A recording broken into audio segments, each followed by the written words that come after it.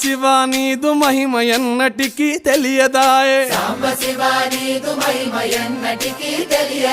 హర హర శివ శివ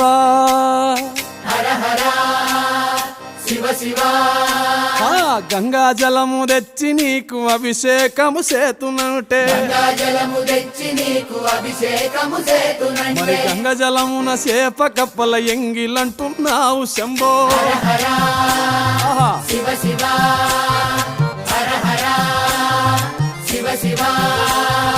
సాంబ శివ నీదు మహిమ ఎన్నటికీ తెలియదాయే ఆవు పాలు తెచ్చి నీకు అర్పితము చేతునంటే